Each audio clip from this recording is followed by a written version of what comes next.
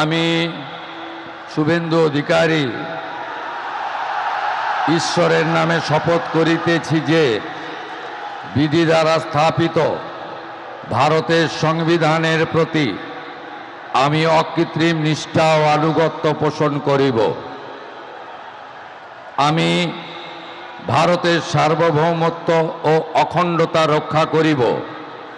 পশ্চিমবঙ্গ রাজ্যের মুখ্যমন্ত্রী রূপে আমার কর্তব্যসমূহ নিষ্ঠাপূর্বক এবং বিবেকসম্মতভাবে নির্বাহ করিব এবং ভয় বা পক্ষপাত, প্রীতি বা বিদ্বেষ রহিত হইয়া সকল শ্রেণীর জনগণের प्रति संविधान व विधी अनुसारे न्यायाचरण करिब।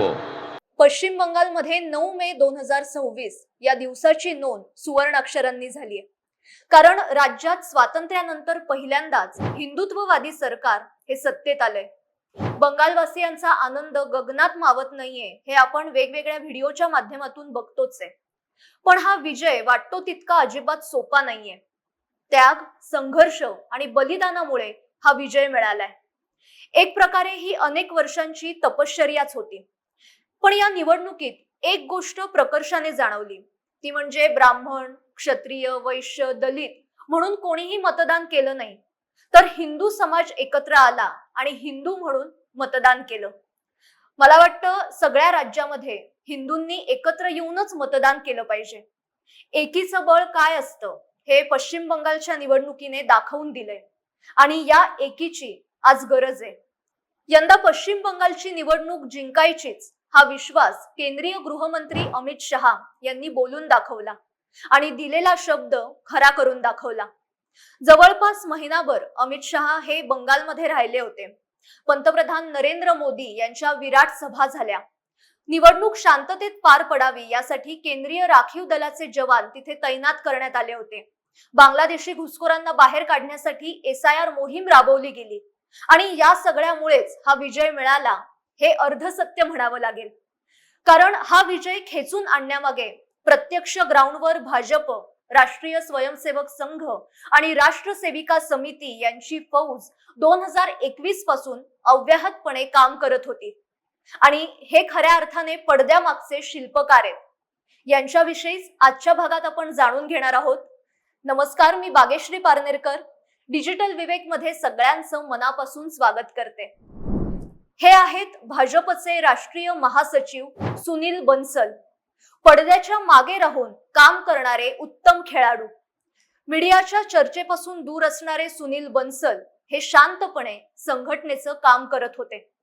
निवडणुकीनंतर त्यांचं नाव हे मीडियामध्ये झळकायला लागलं। त्यांना भाजपचं इलेक्शन इंजिनियर असं म्हटलं जातं। अखिल भारतीय विद्यार्थी परिषदेपासून त्यांच्या राजकीय प्रवासाला सुरुवात झाली।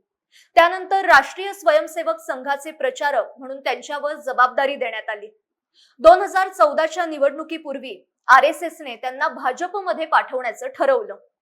ते उत्तर प्रदेशचे सहसंघटन मंत्री बनले आणि याच वेळी अमित शहा यांच्यावर उत्तर प्रदेशचे प्रभारी म्हणून जबाबदारी देण्यात आली। त्यामुळे सुनील बन्सल यांना अमित शहा यांच्यासोबत जवळून काम करण्याची संधी मिळाली। पुढे त्यांच्यावर अनेक राज्यांची जबाबदारी होती। ऑगस्ट 2022 पासूनच त्यांनी पश्चिम बंगालसाठी ग्राउंड लेव्हलवर काम करायला सुरुवात केली। 25 सप्टेंबर 2025 रोजी केंद्रीय मंत्री भूपेंद्र यादव यांना निवडणूक प्रभारी आणि त्रिपुराचे माजी मुख्यमंत्री बिप्लब देब यांना सहप्रभारी म्हणून पश्चिम बंगालमध्ये पाठवण्यात आलं। त्यांच्यासोबत IT सेल प्रमुख अमित मालवीय यांच्यावर सुद्धा सोशल मीडियाची जबाबदारी देण्यात आली। अमित शहा हे सूत्रधार रणनीतिकार आणि त्याची प्रत्यक्ष फील्डवर कार्यवाही करणारे हे पडद्यामागचे शिल्पकार। प्रभारी भूपेंद्र यादव यांनी UP, बिहार आणि गुजरातमध्ये याआधी काम केलंय। केंद्रात सध्या पर्यावरण मंत्री म्हणून ते जबाबदारी सांभाळतायत आणि भूपेंद्र यादव हाडाचे निवडणूक स्पेशालिस्ट म्हणून ओळखले जातात। थोडक्यात निवडणुकीसाठी जे काही उभारायचं असतं त्यात ते प्रवीण आहेत। सहप्रभारी असलेले त्रिपुराचे माजी मुख्यमंत्री आणि सध्या खासदार असलेले बिप्लब देब यांनी त्रिपुरामध्ये भाजपसाठी प्रचंड ग्राउंड वर्क केलंय। शांतपणे काम करणं हे त्यांचं वैशिष्ट्य आहे। प्रत्यक्ष जनतेत मिसळून त्यांची मतं जाणून घेणं त्यांना कोणत्या गोष्टीची भीती आहे, त्यांच्या अपेक्षा काय आहेत, त्यांच्या समस्या काय आहेत, हे त्यांनी जाणून घेतलं. 2022 पर्यंत त्रिपुराचे मुख्यमंत्री म्हणून त्यांच्यावर जबाबदारी होती. त्यानंतर ते लाईमलाईट मध्ये कुठेही नव्हते, कॅमेरा समोर सुद्धा आले नाहीत. पण तेव्हापासूनच पडद्यामागे बंगालची जबाबदारी ते शांतपणे पार पाडत होते. सुनील बन्सल आणि त्यांच्या टीमने मागच्या 4 वर्षांपासून बूथवर लक्ष केंद्रित केलं. गृहमंत्री अमित शहा, JP नड्डा, स्मृती इराणी, मनोज तिवारी यांना वेगवेगळ्या कार्यक्रमाच्या निमित्ताने बोलवलं जायचं. त्यांच्या छोट्या छोट्या सभा घेतल्या जायच्या. 144 वॉर्डमध्ये वॉर्ड अध्यक्ष सुद्धा भाजपने नियुक्त केले. निवडणुकीपूर्वी बंगालमध्ये भाजपने 1,65,000 अशा छोट्या अंगण सभा घेतल्या, तर 12,000पेक्षा जास्त कोपरा सभा सुद्धा घेण्यात आल्या. पश्चिम बंगालला 6 झोनमध्ये विभागण्यात आलं. वेगवेगळ्या राज्यातल्या अनुभवी नेत्यांवर या 6 झोनची जबाबदारी देण्यात आली. निवडणुकीच्या 6 महिन्याआधी सुनील बन्सल आणि भूपेंद्र यादव यांनी प्रत्येक विधानसभा मतदारसंघाचा 2दा दौरा केला. कार्यकर्त्यांना वेळोवेळी मार्गदर्शन केलं. वेगवेगळ्या राज्यातल्या नेत्यांवर संघटनात्मक बांधणीची जबाबदारी सोपवण्यात आली. भाजप टीम आणि बंगाल विंगने तिथे कमल मेला राबवला. याबरोबरच वेगवेगळ्या सांस्कृतिक कार्यक्रमांचं आयोजन करण्यात आलं. या माध्यमातून मतदारांशी हितगुज वाढवलं गेलं. फुटबॉल हा बंगालमधला सर्वाधिक लोकप्रिय खेळ आहे. त्यामुळे फुटबॉल मॅचेस विविध ठिकाणी आयोजित करण्यात आल्या आणि या सगळ्या कार्यक्रमांच्या माध्यमातून युवा वर्गाशी सुद्धा हितगुज वाढवलं. अक्षरशः लाखो घरांपर्यंत भाजपची टीम पोहोचली. भूपेंद्र यादव यांनी प्रत्येक जिल्ह्याला भेट देऊन तिथल्या जातीय समीकरणांचा बारकाईने अभ्यास केला. तर अमित मालवीय यांनी डिजिटल आघाडी सांभाळली. युवकांना जास्तीत जास्त जोडण्याचा प्रयत्न केला. सोशल मीडियावर पक्षाची भूमिका आक्रमकपणे मांडली जाईल याची काळजी घेतली. थोडक्यात टीम अशी झाली: पंतप्रधान, गृहमंत्री, त्यांच्यासोबत हे 4 दिग्गज आणि सोबत भाजप बंगालची कोर टीम. अनेक महिने सुसंवाद, माहितीची देवाणघेवाण, इनपुट शेअर करणं आणि त्यानुसार पुढची स्टेप ठरवणं हे सुरू होतं. राष्ट्रीय स्वयंसेवक संघ हा कायमच मिस्टर इंडियाच्या रूपात कार्यरत असतो. सुरक्षेचा लवाजमा नसल्यामुळे हे कायम अदृश्य पद्धतीने काम करतात, जनतेमध्ये मिसळतात आणि शांतपणे आपल्या संघटनेचं काम करत असतात. राष्ट्रसेविका समिती सुद्धा महिला वर्गाशी सातत्याने संपर्कात होती. त्यामुळे यंदाच्या निवडणुकीत जर आपण पाहिलं तर महिला वर्गाचा सुद्धा उत्साहाने सहभाग दिसून आला.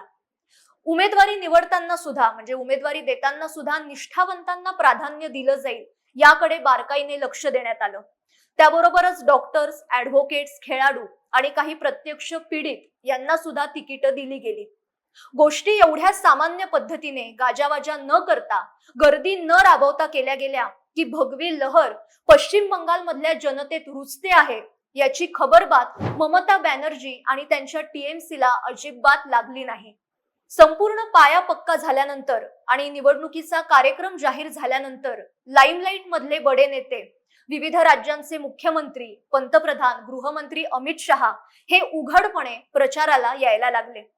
फ्रंट एंडला दिसणारे हे हेवीवेट नेते हा उत्तरार्ध होता, पण अनेक महिने पूर्वार्ध सुरू होता. उगाच नाही हा नेत्रदीपक विजय मिळालाय. नुसती फाडफाड भाषणं ठोकून किंवा मोठमोठी आश्वासनं देऊन नेत्यांचे चेहरे बघून जनमत तयार होत नसतं.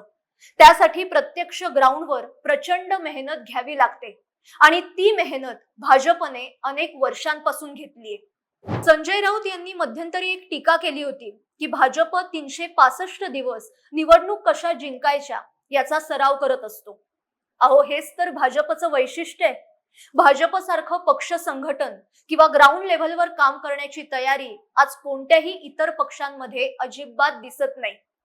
इतर राजकीय पक्षांमध्ये कसं आहे, एखादं महत्वाचं पद गेल्यानंतर तो नेता चर्चेत राहण्यासाठी तडफडत असतो. मग वेळ पडली तर तो दुसऱ्या पक्षात जायला सुद्धा मागे पुढे बघत नाही. पण भाजपमध्ये चित्र वेगळंय. म्हणजे भाजपमध्ये महत्वाच्या पदावरून बाजूला झाल्यानंतर पक्ष देईल ती जबाबदारी आनंदाने स्वीकारली जाते. कितीही मोठा मंत्री असला आणि पक्षाकडून एखाद्या राज्याची जबाबदारी देण्यात आली तर आनंदाने गाजावाजा न करता, दिखावा न करता ती जबाबदारी पार पाडली जाते. याला म्हणतात पक्ष संघटन. निवडणुकीचं सूक्ष्म व्यवस्थापन, सुसंवाद आणि रणनीती याचं चालतं बोलतं विद्यापीठ म्हणजे भाजप. पडद्यामागच्या या सगळ्या शिल्पकारांना खरंच मनापासून वंदन. आजच्या भागात इथेच थांबते, पण हा भाग तुम्हाला कसा वाटला ते नक्की कळवा. आणि हा व्हिडिओ आवडला असेल तर जास्तीत जास्त लोकांपर्यंत शेअर करा, कमेंट करा, लाईक करा आणि चॅनलला सबस्क्राईब करायला विसरू नका. धन्यवाद.